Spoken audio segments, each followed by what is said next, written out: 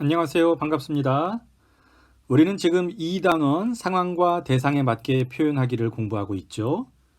아마 지난 시간까지는 작은 1단원 마음을 나누는 대화에 대해서 공부를 했을 겁니다.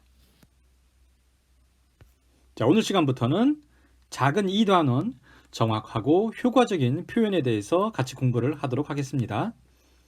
먼저 학습 목표를 확인해 보도록 하죠. 이번 2단원에서는 문법 요소의 특성을 탐구하고 그 문법 요소를 담화 상황에 맞게 사용해서 원활한 소통을 하는 것이 학습 목표가 되겠습니다. 자, 문법 요소라는 말이 다소 조금 어렵게 느껴질 수도 있는데요. 쉽게 생각한다면 여러분 밑에 나와 있는 것처럼 높임 표현, 시간 표현, 피동 표현, 인용 표현, 이런 것들을 문법 요소라고 합니다. 교과서에 나와 있는 얘기를 그대로 전해드리자면 화자가 자신의 의도를 상황에 맞게 표현하도록 도와주는 언어 요소들이라고 할 수가 있죠. 이런 상황을 한번 생각해 봐요. 선생님한테 여러분들이 선생님 저희 같이 밥 먹어요 라고 얘기할 수는 있지만 여러분들이 선생님 저희랑 같이 밥 먹읍시다. 뭔가 좀 이상한 느낌이 들죠? 예. 이처럼 우리는 일상생활에서 내가 생각하고 표현하고 하는 것들을 의도에 맞게 표현할 수 있어야 됩니다. 그러기 위해서 문법 요소를 배우는 것들이 필요하고요.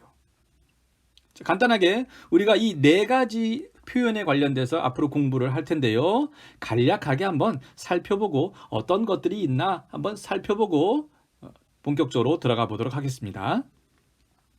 먼저 높임 표현에서는요. 여러분 이런 말 들어보셨죠? 주체 높임, 객체 높임, 상대 높임 이런 말들을 들어봤을 겁니다. 아마 오늘 시간에 좀 더 깊게 보여오게 될 텐데요. 이런 것들을 우리가 높임 표현, 즉 높임 대상과 나와의 관계를 잘 따져서 적합한 표현을 하는 것이 원활한 의사소통에 매우 큰 도움을 준답니다. 다음으로 배울 것은 시간 표현이에요. 시제와 상인데요. 이거는 이런 말 들어보셨어요? 어떤 말? 사건시, 발화시 이런 말 들어봤나요? 혹시 이런 말을 듣지는 못했더라도 이런 말들은 들어봤을 겁니다. 어떤 거? 현재 시제, 과거 시제, 미래 시제 이런 것들은 들어봤겠죠? 그 다음에 진행, 완료 이런 것들에 대해서 시간 표현에서 배우게 될 겁니다. 다음으로 피동 표현을 배우게 될 텐데요. 피동, 능동입니다. 우리 한 가지 유의해야 될 것은요. 우리가 영어에서는 수동태라고 얘기를 하는데요. 우리나라 말에서는 수동이라고 이야기하지 않고 피동이라고 얘기합니다. 자, 요거 수동이 아니라 피동이라고 얘기한다는 것, 자, 먼저 주의하도록 말씀을 드리겠습니다. 마지막으로 배울 것은 인용 표현이에요. 예, 누군가 다른 사람의 말과 글을 내가 빌어다 쓰게 되는 것. 그 전달 방식에 대해서 이야기하는 것. 직접 인용과 간접 인용에 대해서 같이 공부를 하도록 할 겁니다. 오늘 시간에는 높임 표현에 대해서 좀 더 깊이 다루어 보도록 하겠습니다. 높임 표현은 크게 세 가지 종류가 있습니다. 서술의 주체를 높여주는 주체 높임, 서술의 객체를 높여주는 객체 높임, 그리고 말을 듣고 있는 청자, 상대방을 높여주는 상대 높임. 세 가지 종류가 있습니다. 자, 예문을 통해서 한번 확인해 보도록 하죠. 어떤 단어를 가지고 만들어 볼까요? 자, 선생의 영원한 동반자 누구죠? 학생. 선생과 학생이 있다고 한다면 서로 책을 보고 공부를 하고 선생과 학생은 책을 통해서 서로에게 아주 큰 영향을 주죠. 좋습니다. 자, 이 단어들을 이용해서 상황과 문장들을 한번 만들어 보도록 하죠. 자, 문장을 한번 만들어 보겠습니다. 선생님이 학생에게 주는 것이 좀 더 자연스럽죠. 자, 김태하 선생님께서 이동학 학생에게 무엇을?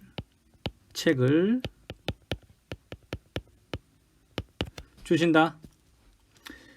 이번엔 역할을 바꾸어서 이동학 학생님이 학생이 김태하 선생에게 안 돼요. 선생님께 책을 바뀌지 않네요. 이번엔 뭐라고 바뀌어야 되겠죠? 주다라고 쓰는 것이 아니라 드린다라고 문장을 만들 수 있겠습니다. 여기서 잠깐 선생님이 보통 친구들에게 여러분 주체 높임은 무엇을 높이는 건가요? 라고 질문을 했을 때 저요 선생님 주어요 그러단 죽습니다. 너무 썰렁하죠. 자, 주어를 높이는 것이 아니라 좀 더 명확하게 얘기한다면 서술의 주체를 높이는 겁니다. 만약에 주어를 높이는 거라고 한다면 주어 높임이라고 해야죠. 주체 높임이라고 명칭이 붙었습니다. 여러분, 명칭이라는 것 매우 중요하죠. 지난 시간에도 아마 이런 비슷한 얘기를 했던 것 같아요.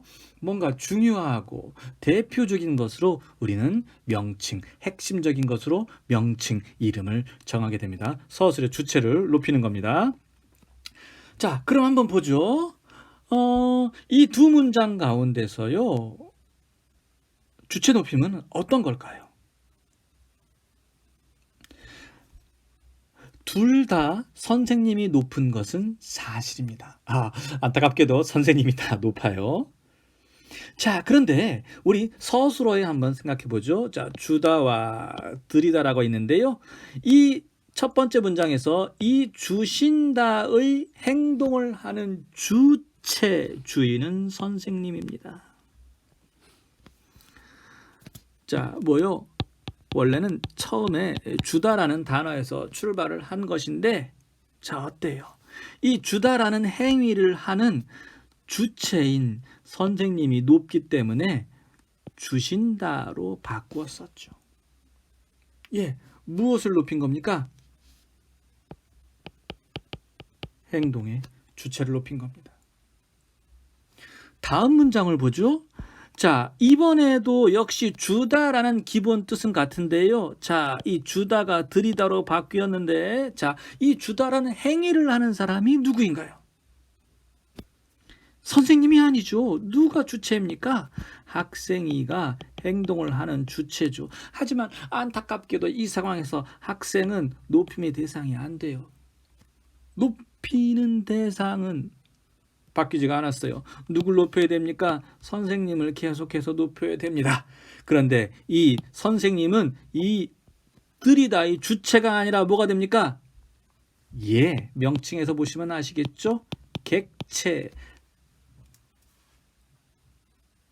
문장 성분으로 얘기한다면 목적어나 부사에 해당하는 것입니다.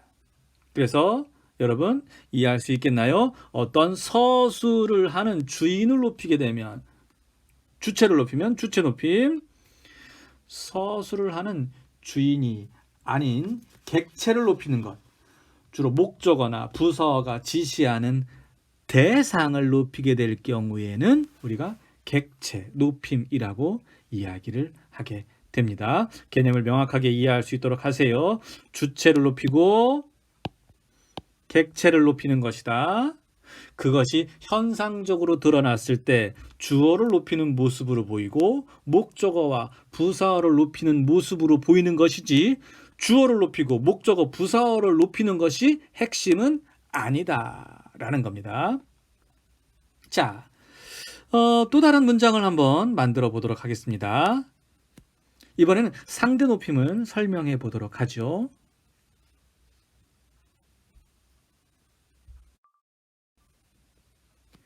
네, 상황은 두 번째 상황을 계속 이어가도록 하는데요. 자, 학생이 선생님께 책을 드린 상황입니다. 이때 이야기하는 사람은 똑같은데 듣는 사람이 다르다라고 한번 가정을 하고 말을 만들어 보죠. 자, 어떻게 해요? 처음에는 친구에게 얘기하는 상황. 다음으로는 집에 가서 엄마에게 얘기하는 상황. 그 다음에 하나는 교장 선생님께 얘기하는 상황을 만들어서 말을 바꿔보죠. 친구한테는 어떻게 얘기하겠어요? 이동학 학생이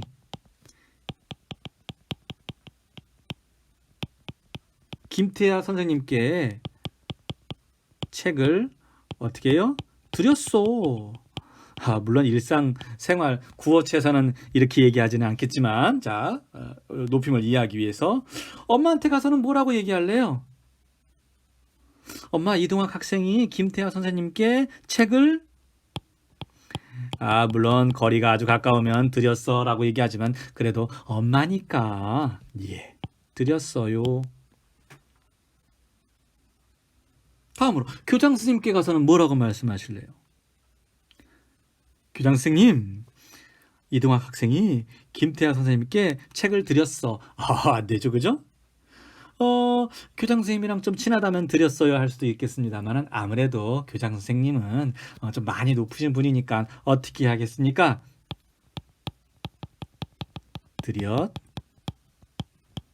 드렸습니다. 자, 주체, 객체 이런 것과는 상관없이요. 자, 어떻게 해요? 맨 마지막에 이 드리다라는 말을 어떻게 하느냐? 어떻게 하느냐? 드렸어요. 드렸습니다. 자, 이때는요. 자, 그냥 주었어라고 드렸어라고 얘기하지 않고 드렸습니다라고 했다는 얘기는요. 누가 높기 때문입니까? 교장 선생님이 매우 높은 사람이라서 이렇게 굉장히 격식을 따져서 높여서 쓰게 된 겁니다. 드렸어요라고 얘기한 것은요. 엄마가 친구는 아니죠. 친구처럼 가까이 지낼 수는 있지만 그래서 엄마, 듣는 사람. 자, 누구요? 청자. 말을 듣고 있는 누구? 상대를 잘 파악해서 어떤 사람이냐에 따라서 자, 높이기도 하고요. 엄마나 교장 선생님께 높이기도 하고 또 한편 친구에게는 그냥 편하게 반말로 높이지 않고 낮추어서 얘기를 한 겁니다. 자, 정리해 보도록 하죠. 높임 표현에는 모두 3가지 종류가 있는데요. 자, 주체 높임, 객체 높임, 상대 높임이 있습니다. 주체 높임은 서술의 주체, 객체 높임은 서술의 객체, 그리고 상대 높임은 내 말을 듣고 있는 상대방, 청자를 높이는 것이라고 얘기를 할 수가 있겠습니다. 자, 어느 정도 개념은 이해하셨죠? 자, 물론 이미 알고 계셨던 분도 있을 거고요.